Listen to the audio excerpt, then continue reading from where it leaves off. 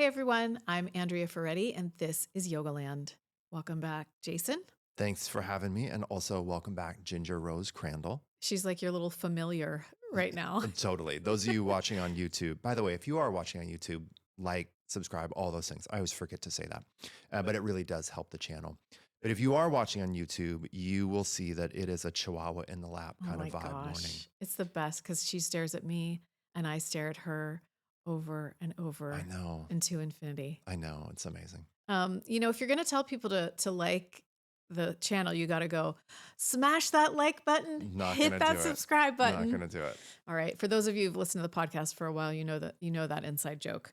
All right. So let's talk about what's coming up in person for you this year because you've got a couple of great events. In the end of April, I will be in San Francisco, our former homeland of 25 years. I'll be there for a weekend, like the 24th to the 26th, teaching content on functional flow, which I'm so excited about. And then And just that'll be at Castro Yoga Room. Castro Yoga Room. Yeah. And then in the middle of June, early to mid June, I am doing a teacher's retreat in London. And I did this last year and we just had such a good time. So that just went on sale today, actually, day of recording. So that always fills up. So if you want to come practice and just enjoy London for 5 days, check it out. Yes. So if you want to register for either of those, you can go to the Castro Yoga Room website for the San Francisco event and then the Mission Yoga website for the London event. Exactly. Okay. And then we've got this week, we are launching Yoga Sequencing 2.0, which is your new online sequencing program. And it looks great. I've been setting it all up, getting everything all ready, which means I learn much more about it. And I'm impressed. I'm impressed too. This has been years in the making. I mean, in a way, all of my courses are because my courses come from a place within me where I wish I had learned this information earlier and in a more structured, streamlined way. Yeah. And so it takes me a long time to really figure out how to best compose and organize content in a way that I really feel like teachers can use immediately. So I am so excited about helping people with their career Yeah. and minimizing burnout with this course. Can I say a little bit about it just from a person who has fresh eyes? And Sure. yeah, I think the thing that looks great and quite frankly is like a new approach for you about this course is that, I mean, you always have people walk through a process when they're learning, but this is just so much more clearly mapped out to help them learn how to um, sequence and create content for the different categories. So for workshops, for special series, for online classes, for weekly classes, it's just like, it's so clearly mapped out. And then you've got the video component that goes right with the write-in component in the manual and the self-reflection component. It's really, really guided. And I think there's a lot of scaffolding, Yeah. to use an educational term. Yeah. But there's a lot of scaffolding where they're going to be doing it right there. When they're done with the course, they're going to have this ready to go and they're going to feel confident about it, Yeah. especially if they do the live calls, Totally. because then they can kind of ask questions. Yeah. and things Then like we can that. talk So, about it. I can have eyes on people and how they're developing their content. Yeah, For sure. it's really neat. And that really goes right into our conversation today, right? Yes. Which is about the biggest and most common single skill that's missing in the vast majority of teacher training programs, which is the ability to really think and plan like an educator instead of a one-off class instructor. Yeah. And this is such an important part of a teacher's evolution, right? And I think the first thing that I want to lay out is when you're a yoga teacher, you have to, it takes a long time to be able to teach a good one-off class. There's a lot that goes into learning how to sequence and instruct one class at a time. So it's not wrong that this is what we focus on in trainings. It is what I focus on in my 200-hour training.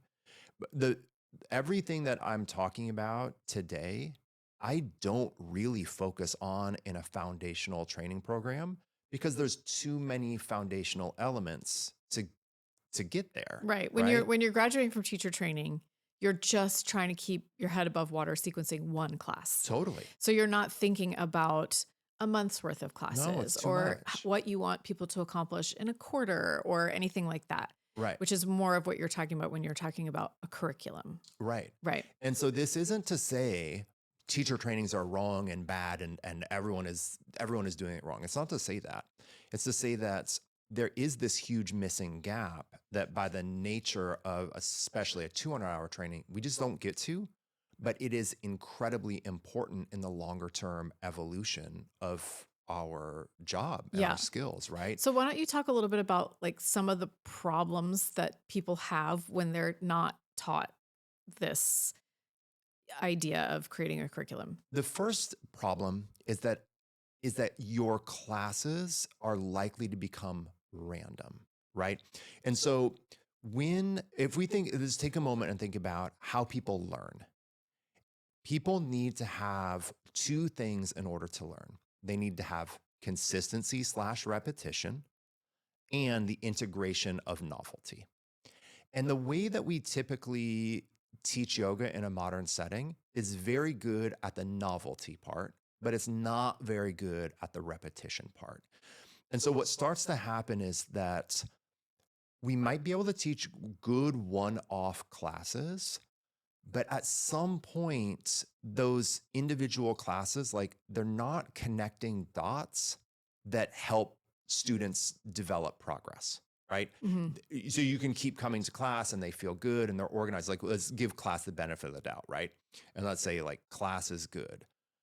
But if each class or each week or each month is completely disparate, then students aren't going to have enough of the repetition and enough of the skill building to really make progress, Yeah. right?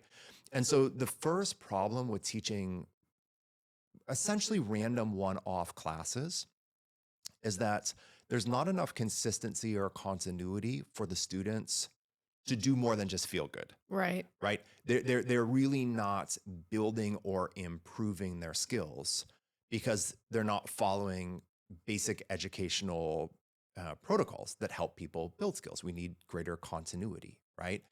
And so students are much more likely to hit plateaus because they're not growing.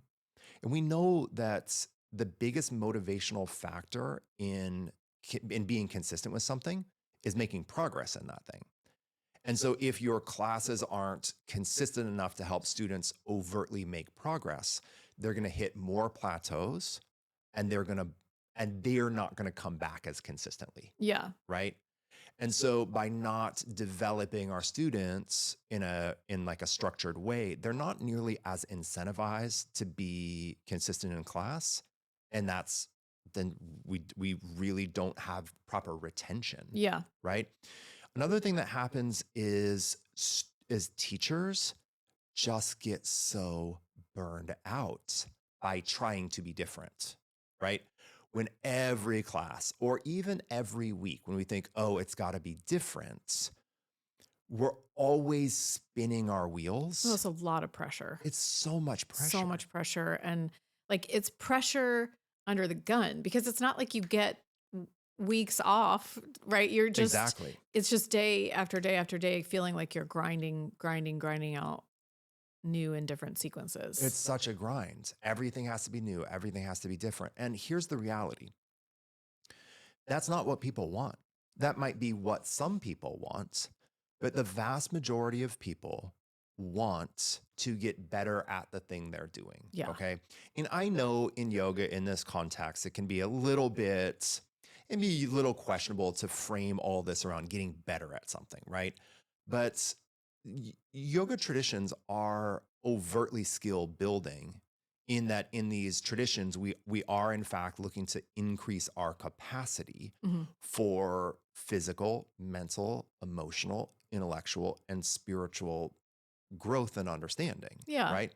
And so we are looking to increase our education. Well, and it's also like yoga is about, in large part, it's about discipline and Exactly. self study. And you have to show up and have that time for yourself in order to you know, build those aspects of yoga practice and skill. And I'll just add one more thing, which is like, there is just so much competing for our attention these days and our time these days that as a student from someone like my perspective, it is so much more inviting when I go to a class and the teacher is like, okay, this month we're working on this.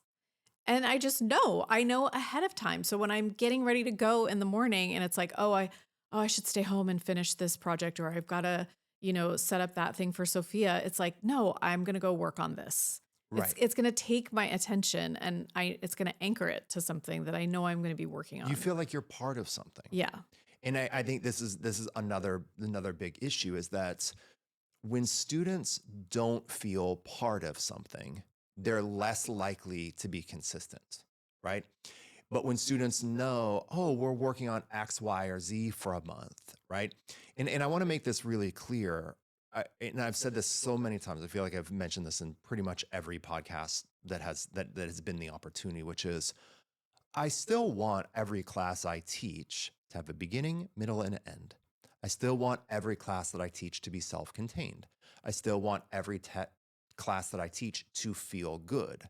And I want every class that I teach to help build a skill and have some continuity with other classes, right? And so this is the missing link is we're really missing this continuity link, Hmm. right? Hmm.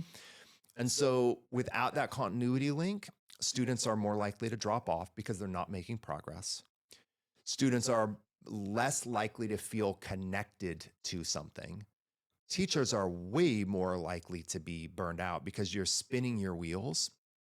And it's also cyclical, which is if you aren't as a teacher, if you aren't helping your students develop, then there isn't new content that you can teach them. Right. Right. So when we're teaching randomly, there's only so many random things that we can teach. We're going to be like shoulders and then core and then hips and then shoulders and then core and then hips and Hmm. then bakasana peak pose. And then, Hmm.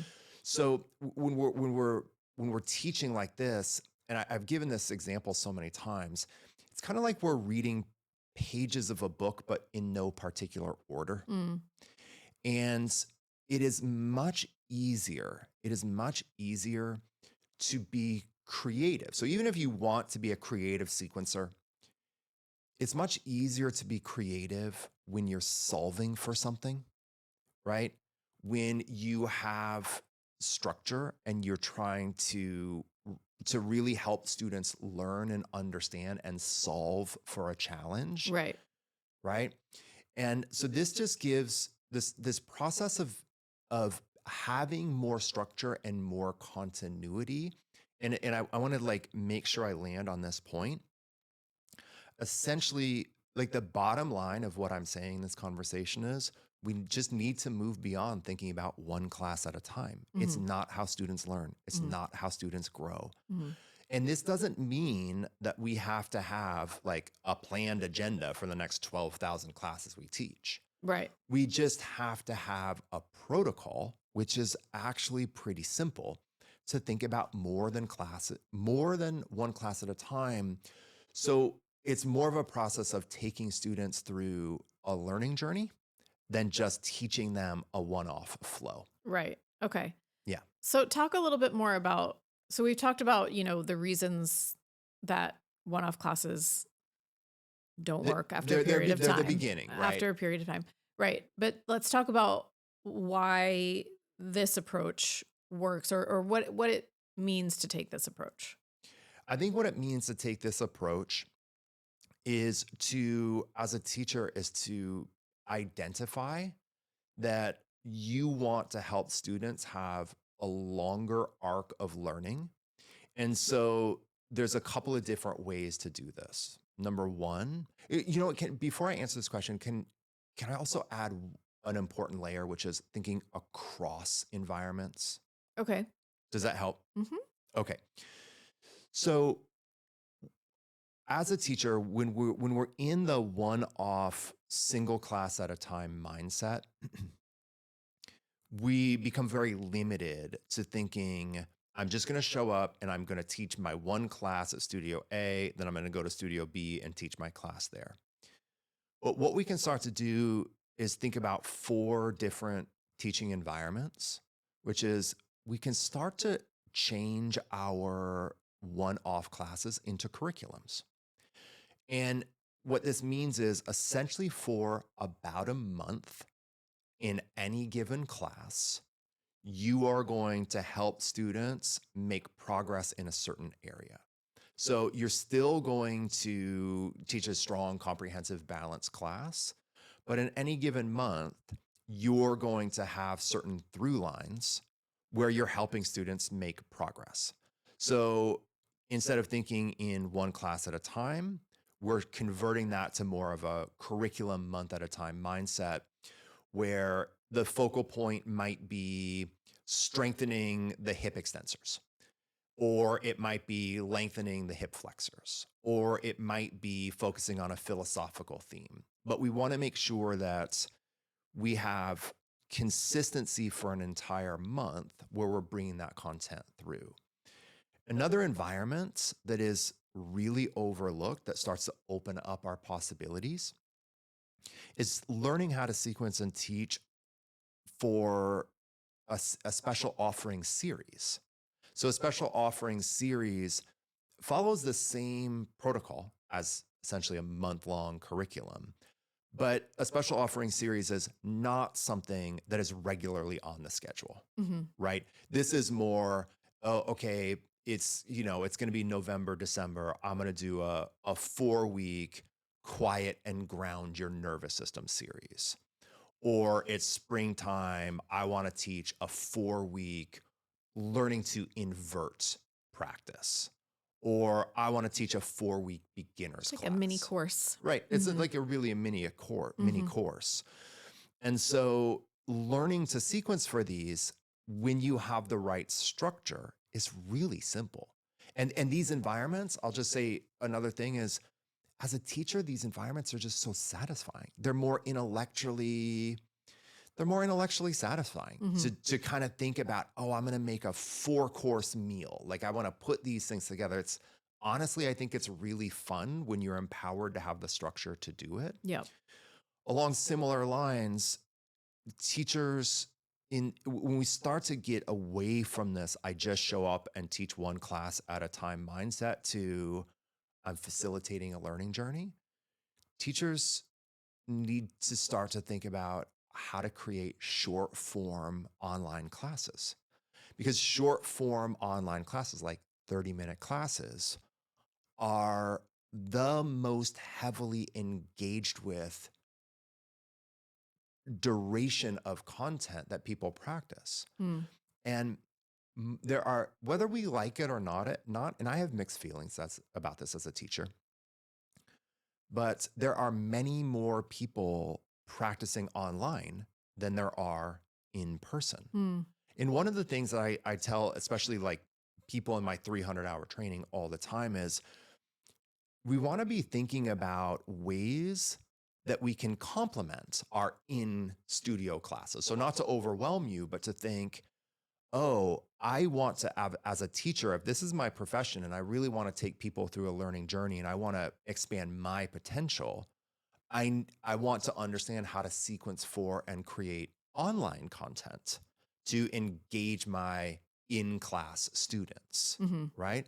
And I think the other environment that we always want to be, should we choose to, able to teach in to really take people on this learning journey are workshops, Mhm. right?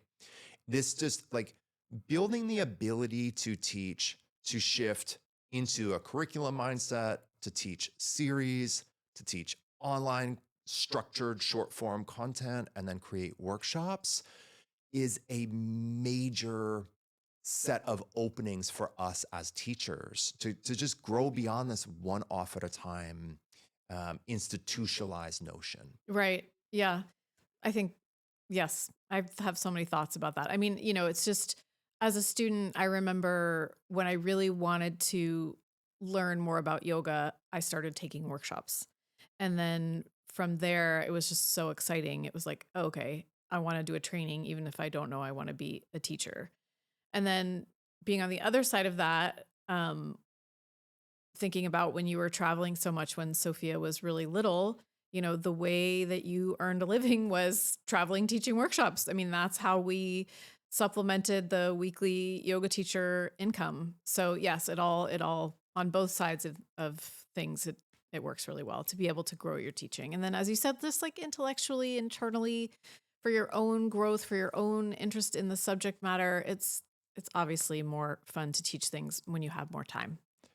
I think it's one of the biggest sources of burnout that we have. It's not just the spinning of the wheels, and it's not just the student turnover.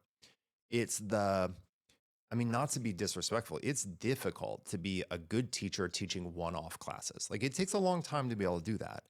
And yet, once you can do that, if like it, you want more, Mm. like, you want more, Hmm. like, especially people that are especially teachers that are driven to really help people learn, not just feel good. Hmm. And I don't want to be disrespectful at all. It's great. Like, if it's great to just help people feel good, Sure. for sure. But I feel like so many teachers have an intellectual reservoir within themselves that they're really not tapping into when it's everything is random, Mm. right? Everything is random. I guess it'd be like if you were, you know, a designer and you're only making like one shirt at a time and Hmm. not building a collection. Hmm. There's just something in there, I think in us, because also I think so many yoga teachers are creatives, and we want to be able to share a slightly bigger vision and take people through a process, but we don't know how. And I just want to tell everybody, it's not difficult. It's not difficult to start to think about a month-long period of time, or start to think about special series, or start to think about workshops or online content. You just need the right mindset, Hmm. and the right structure to Hmm. do it. Yeah, I'm just looking through the manual that you've created. When I was creating the landing page, it's like you just do a good job of really mapping things out for people. And I feel like that's usually what we need is we just need a framework, a map. We need to someone to help guide us the first time to get somewhere, and then we can start to get there on our own. Most people can start to get there on their own. I have a terrible sense of direction if we're You being do. literal. So I can never get anywhere on my own, but I Um, can intellectually.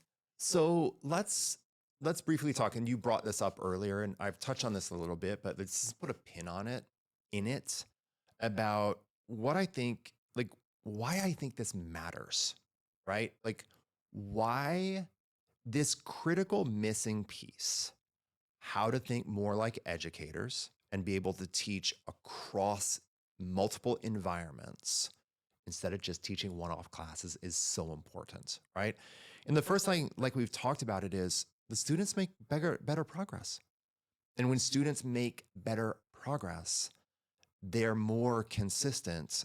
And also, as a teacher, that's satisfying. And as they're making progress, that's increasing your ability to teach them more things. Hmm. And not even necessarily harder poses, but more nuance, Hmm. right? More nuance.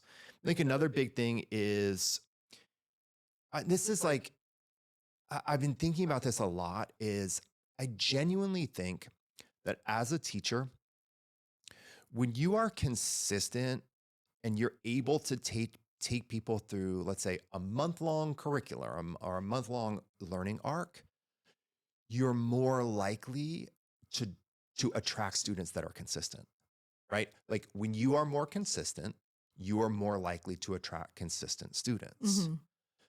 And this is so important, especially in the ClassPass era, Mm. right? Especially in the ClassPass era. And this is another conversation that we're going to go deeper into in another podcast, where it's like one of the reasons I don't think traditional sequencing approaches really works that well anymore.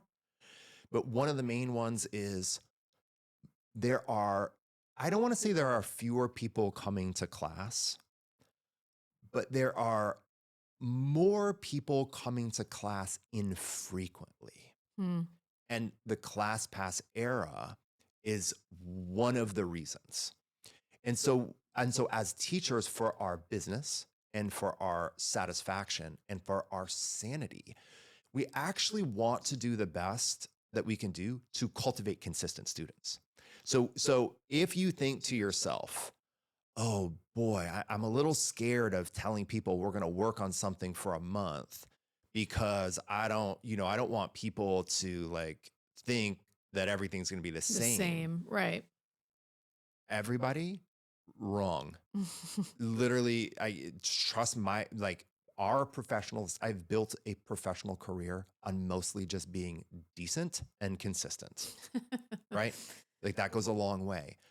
But the point that I want to make on this is you don't really want to invest your teaching career in in inconsistent uh, modes of engaging with you, on inconsistent students or inconsistent like structural behaviors. You Right, don't. right, You right, don't. right, You right. can't do that. Yeah. I'll say it another way. This is the way as a yoga teacher you make a business in the long run. I mean, it's multifactorial, but business in the long run as a yoga teacher is predicated on consistent, repet, consistent students and high retention. So by being more consistent, you're more likely to find consistent students, and you're more likely to have the professional and the financial satisfaction that comes with retaining students, right? Mhm. Like those things are so key. Another thing is you just have less decision fatigue and less burnout. If you know that for a month, like I do not actually advocate that you like class plan every flow that you're going to do for the next month. That's not, I don't think that's necessary or realistic. But if you know that you're going to have a certain structure of class and that you're going to have a progression of focal points for about the next month, then you're never thinking to yourself, what am I going to teach today? You're never going into that stress and that indecision. And as a teacher, if you're teaching in an indecisive way, where you're just thinking, oh my God, I need to figure out what I'm teaching today. What is Sally going to like? What's Joe going to like? It's just so stressful. It's just such a difficult thing to actually Mhm. do. Mhm. Yeah.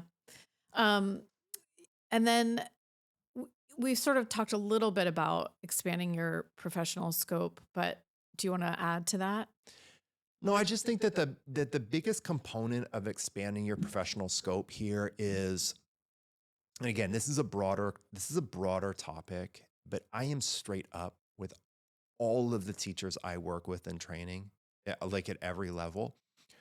You are never going to make a full-time professional career that like pays for your life by teaching drop-in classes. I don't care how popular your classes are, and I don't care how many classes you have. It's not possible. Mhm. And the main reason it's not possible is teach studios literally can't pay you enough to do that, Mhm. because studios are also inundated with the class pass model. And the reality is that studios, they might not seem like it, but studios typically run at such low financial margins. And I'm not saying that teachers shouldn't be paid more. So there's all sorts of structural institutional inequities and problems. But the bottom line is, being realistic as a yoga teacher, if you want this to be a more scalable profession intellectually and financially, you have to be able to teach in other environments. Mhm. You really do. And this is where I want to say real quick, don't like no one's doing like, don't panic.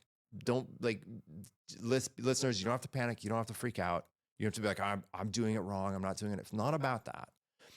It's about slowly recognizing the reality of your professional scope and thinking to yourself, there are steps that I can take in order to be more consistent, create less student turnover, engage with more consistent students, and be able to teach in these other environments, being able to do special series, being able to do workshops, being able to do have more continuity amongst students and teach online content. These are all the professional environments that combine to make our job a more professionally scalable option and to be more intellectually satisfying. Right. And I'm just gonna, I want to throw this out, which is to say, we have never, and I have literally never in my life made a sustainable living teaching yoga classes. Literally never. There's never been a phase in my professional career where I've made a sustainable or we've made a sustainable living teaching only classes. And this isn't to put more stress on us, but it's to say if we have the intellectual or the creative or the professional drive, then we really want to be able to think outside and beyond these one-off classes. Right.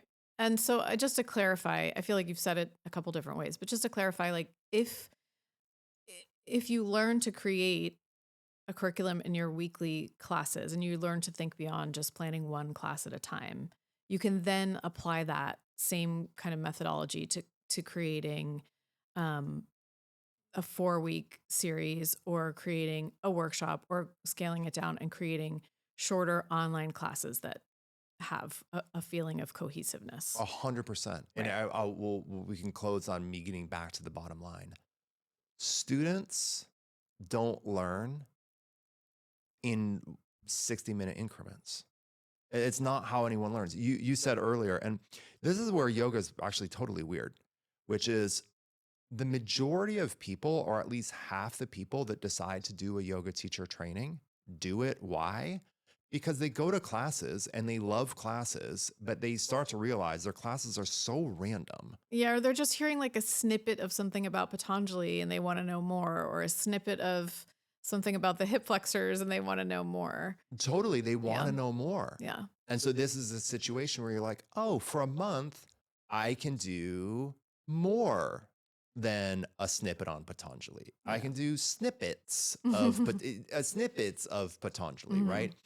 And so just getting to the mindset of I am going to think beyond one class at a time because I'm a teacher and that's how people learn, right? And I feel like when you were my editor, you were really good and you would use the phrase, I don't even know if you remember this, but connecting the dots for people, Mm. right? Like when you're writing an article, you're connecting dots. And this is how I think about it as a teacher in all these environments is we want to be able to connect the dots of these different environments over a longer increment of time so that our students don't just get good classes, but learn. Yeah. Learn and grow because that's deeply what's satisfying to those of us that have teacher karma. If you have creative karma and you have teaching karma, you have to think beyond individual classes and single environments Yeah. because they're just not satisfying enough. Yep. Okay. Yeah, Well, I think you have built the case here. I built the case. And yeah, I think I mentioned at the top of the episode, but if you're interested in learning more about the program or joining the new Yoga Sequencing 2.0 program, you can go to jasonyoga.com/sequencing and the number 2. Okay. We'll see you next time, everyone. Until next week, enjoy your practice.